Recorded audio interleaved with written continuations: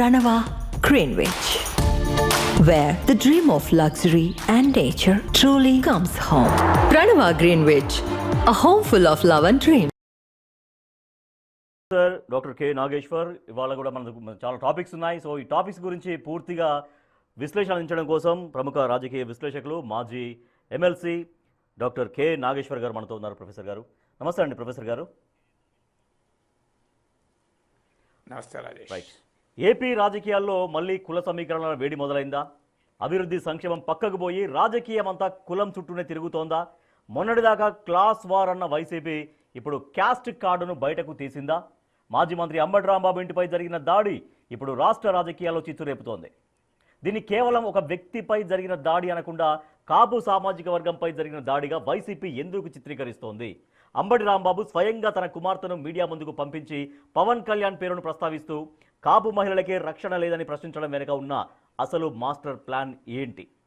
Right Nageshwar గారు, so ఇవాళ మళ్ళీ ఏపీలో కుల రాజకీయాలు చాలా తారస్థాయికి చేరినట్టుగా కనబడుతున్నాయా? అంబటి రాంబాబు ఎపిసోడ్ చూస్తే ఏమనిపిస్తోంది?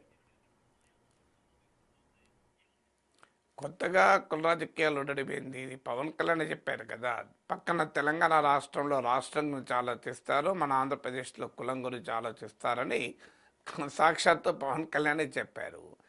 మీరు దేశంలో ఏ ముఖ్యమంత్రి కూడా ఒక కులం పేరు పెట్టి అటాక్ చేయరు, కానీ జగన్మోహన్ రెడ్డి కమ్మ అని కులం పేరు పెట్టి అటాక్ చేసింది ఆయన ముఖ్యమంత్రిగా ఉండగా చూసాం.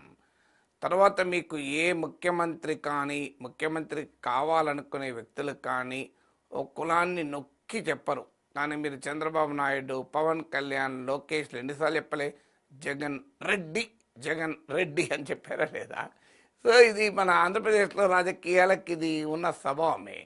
ఆంధ్రప్రదేశ్లో అందరికీ తెలుసు, కమ్మలు తెలుగుదేశం వెనకాల 70-80% చంద్రబాబు నాయుడు విమర్శించినా, చంద్రబాబు నాయుడు విధానాలు నచ్చకపోయినా 70% కమ్మస్ టీడీపీకి ఓటేస్తారు. 70 కావచ్చు, 80 కావచ్చు, బట్ డెఫినెట్గా మెజారిటీ.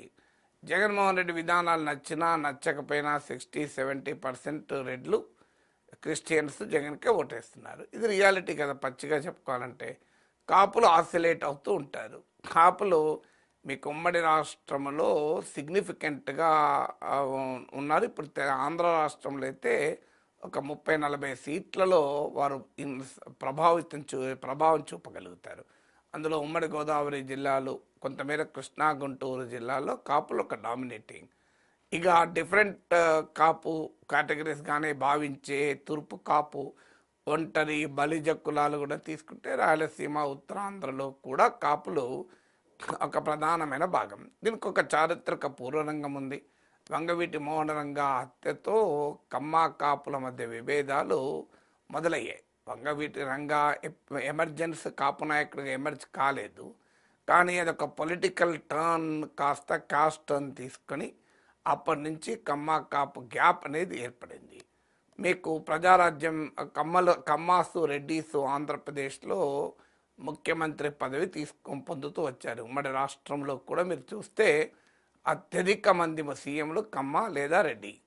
మీకు వేరే కాపు కమ్యూనిటీ అతను, బ్రాహ్మణ్, ఇంకా ఇతర కమ్యూనిటీల అతను సీఎంలు అయింది చాలా అరుదు. కాపు అయితే నాకు గుర్తున్నంత వరకు ఎవరు కాలేదనుకుంటాను. ఇతర కమ్యూనిటీలు కూడా చాలా అరుదు. అత్యధిక మంది సీఎంలు 2 కులాలకు చెందిన వారే ఎలక్ట్ అవుతూ వచ్చారు.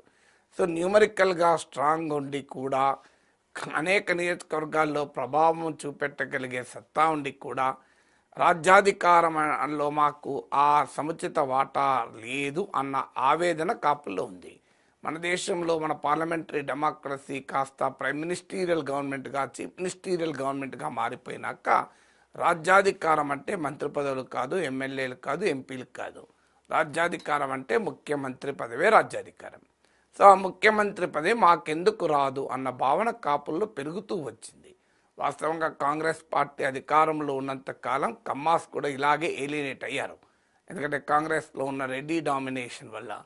కానీ ఎన్టీ రామారావు ఎప్పుడైతే పార్టీ పెట్టాడో కమ్మాసు ఎన్టీ రామారావు నాయకత్వం తెలుగుదేశం వెనకాల ర్యాలీ అయ్యారు. దాన్ని బట్టి రామారావు ఏదో కమ్మ నాయకుడని మనం అనడం పొరపాటు. ఆ మాటకత్తే చంద్రబాబు నాయుడు కమ్మ నాయకుడని లేం, పవన్ కళ్యాణ్ కాపు నాయకుడని లేం, రాజశేఖర రెడ్డి, జగన్మోహన్ రెడ్డిలను రెడ్డి నాయకుడు మాత్రమే అనలేం. మిగతా అన్ని కులాల వాళ్ళ మద్దతు ఉంటేనే ముఖ్యమంత్రి అవుతారు. కానీ ఈ కాస్ట్ కాస్త ఓన్ చేసుకోవడం మొదలుపెట్టింది తెలుగుదేశాన్ని కమ్మాస్. దానికి హిస్టారికల్గా కాంగ్రెస్ హయాంలో కమ్మల పొలిటికల్ ఎలినేషన్ కారణం. సో ఈ నేపథ్యంలో ప్రజారాజ్యం ఏర్పడినప్పుడు చిరంజీవి పార్టీ పెట్టుతోనే, చిరంజీవిని కాపు నాయకుడిగా ఎవరమో భావించలేము, కానీ ఆయన వెనకాల కూడా కాపు సెక్షన్ భారీ ఎత్తున రెడీ అయింది. ప్రజారాజ్యం విఫల ప్రయోగం కావడము, చిరంజీవి అర్ధాంతరంగా అకారణంగా ప్రజారాజ్యాన్ని తీసుకెళ్లి కాంగ్రెస్లో కలపడంతో కాపులు రాజకీయంగా చాలా ఫ్రస్ట్రేట్ అయ్యారు. 2014లో రాష్ట్ర విభజన వాళ్ళ ఫ్రస్ట్రేషన్ మరింతగా పెంచింది.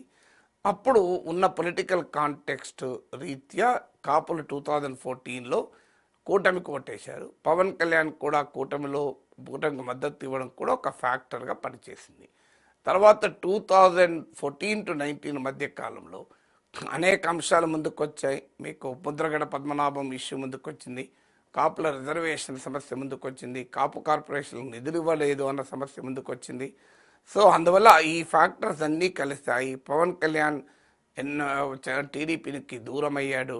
2019లో విడిగా పోటీ చేశాడు. దీంతో కాపుల ఓటు వైసీపీకి షిఫ్ట్ అయింది 2019లో. 2024లో మళ్ళీ పవన్ కళ్యాణ్ గేమ్ చేంజర్గా ఆంధ్ర రాజకీయాల్లో ఎమర్జ్ కావడము, వైసీపీ వ్యతిరేక శక్తుల ఐక్యతకు పవన్ కళ్యాణ్ చేసిన కృషి, అందులో ఆయన ఇరుసులాగా పనిచేయడము, టీడీపీ జనసేనల కలయిక, చంద్రబాబు పవన్ కళ్యాణ్ల కలయిక ఒక అన్నేచురల్ సోషల్ కోalition ఆంధ్రప్రదేశ్లో ప్రవేశపెట్టింది. అసహజ సామాజిక సంకీర్ణం కమ్మాసు కాపుస్ మధ్య. దాంతో మీకు భారీ విజయాన్ని కూటమి సాధించగలిగింది. అంటే 2014, 2019, 2024 ఎన్నికల్ని మీరు జాగ్రత్తగా పరిశీలిస్తే కాపులు ఎటువైపు ఉంటే అటు గెలుస్తున్నారు. సో కాపులు బికమ్స్ ద విన్నబుల్ ఫ్యాక్టర్. మిగతా అన్ని సోషల్ కన్సాలిడేషన్ రకరకాల ఫ్యాక్టర్స్ ఉన్నా అల్టిమేట్గా ఒక major factor for political change Kapu ఓటుగా మారిపోయింది. ఇది గమనించినటువంటి జగన్మోహన్ రెడ్డి కాపు ఓటు రాకుండా ఇప్పుడున్న రాజకీయ పరిస్థితిని మార్చలేము అన్లెస్ ప్రభుత్వం పట్ల అనూహ్యమైన వ్యతిరేకత ఉంటే తప్ప. ఆ వ్యతిరేకత కూడా గల్వనైజ్ కావాలంటే కాపు ఓటు దూరం కావాలి. ఈవెన్ జగన్మోహన్ రెడ్డి మీద వ్యతిరేకత కూడా గల్వనైజ్ కావటానికి ఫ్యాక్టర్ కాపుల ఐక్యత, చంద్రబాబు పవన్ కళ్యాణ్ ఐక్యత, టీడీపీ జనసేనల ఐక్యత. సో అందువల్ల కాపు కార్డు ఖచ్చితంగా జగన్మోహన్ ప్రయోగిస్తున్నాడు. అందుకే మీకు అంబటి రాంబాబుపై దాడి జరిగిన వెంటనే దాని కాపులపై దాడిగా దాన్ని రూపొందించేటువంటి, దానికి ఒక కలర్ ఇచ్చేటువంటి ప్రయత్నం వైసీపీ చేస్తుంది. దానికి హిస్టారికల్గా ముద్రగడపై దాడి ఇవన్నీ కూడా తీసుకుంటున్నారు.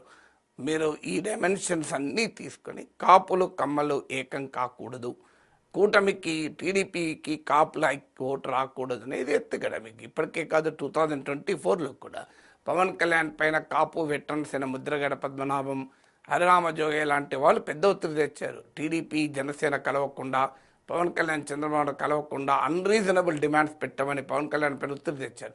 మీ బలం ఇంత కాదు, 60 సీట్లకు పోటీ చేయాలి, 70 సీట్లకు పోటీ చేయాలని. కానీ పవన్ కళ్యాణ్ రియాలిటీ అర్థం చేసుకుని ఎక్కడా కూడా ఆ డిమాండ్లకు తల ఒగ్గలేదు. సో ఈ కాంటెక్స్ట్ అంతా ఉంది కనుక జగన్ ఖచ్చితంగా కాపు కార్డు ప్రయోగించాలని చూస్తాడు, కాపులను టీడీపీ నుంచి దూరం చేయాలని చూస్తాడు, కూటమికి బేస్గా ఉన్న సోషల్ కోalition సామాజిక సంకీర్ణాన్ని విడగొట్టాలని చూస్తాడు. అందులో అనుమానమే లేదు. అంబటి రాంబాబుపై దాడి కాపులపై దాడి ఎందుకు అవుతుంది? అది మీరు వ్యక్తిపై దాడిని కాపులపై దాడిగా చూపుతున్నారని. వ్యక్తిపై దాడిగా కూడా నేను చూడను. అంబటి రాంబాబు మీద పర్సనల్ అటాక్ ఏం కాదు కదా.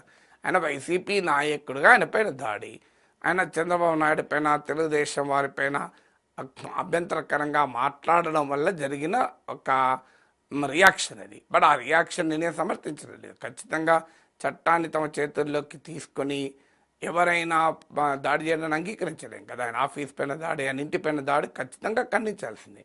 కానీ అదే సమయంలో ఆ దాడికి ఉన్న నేపథ్యాన్ని, పూర్వరంగాన్ని కూడా మనం టోటల్గా విస్మరించలేం. ఏదున్నా అది టీడీపీ వైసీపీల మధ్య ఘర్షణ తప్ప దానికి కులం కలర్ అంటించడము, అదేదో కాపులకు అన్యాయంగా చూపెట్టడము, అంబటి రాంబాబు కాపుల ప్రతినిధిగా చూపెట్టడము ఇదొక ఒక వైసీపీ వ్యూహంలో భాగం. అందుకే మీకు పవన్ కళ్యాణ్ విమర్శించాలంటే మీకు ఆటోమేటిక్గా పేర్ని నాని, అంబటి రాంబాబులు ఎంటర్ అవుతారు. మీరు అదే మీకు జగన్మోహన్ రెడ్డిని తిట్టాలి అంటే సోమిరెడ్డి చంద్రమోహన్ రెడ్డి లాంటి వాళ్ళు రంగంలో దిగుతారు, ఇతరులు తిట్టినప్పటికీ కూడా. మీకు చంద్రబాబు నాయుడు తిట్టాలంటే కొడాలి నాళ్ళు వల్లభనేని వంశీలు ఎంటర్ అవుతారు. ఇది ఆంధ్రప్రదేశ్ రాజకీయాల్లో జరుగుతున్న వ్యవహారం. ఒక గొప్ప ఎంటర్ప్రెన్యూరల్ సొసైటీ అన్ఫార్చునేట్లీ ఈ రాజకీయాల వల్ల ఒక సమస్యగా మారింది. ఎకనామిక్గా చాలా ఎంటర్ప్రెన్యూరల్, చాలా ఫార్వర్డ్ లుకింగ్, చాలా agile and mobile society Andhra society. కానీ ఈ సోషల్ కన్జర్వేటిజం, రాజకీయాల చుట్టూ ఉన్న సామాజిక కన్జర్వేటిజం వల్ల ఆంధ్రప్రదేశ్ అభివృద్ధి కూడా సమస్యగా మారిపోతుంది. రైట్, ఓకే అండి.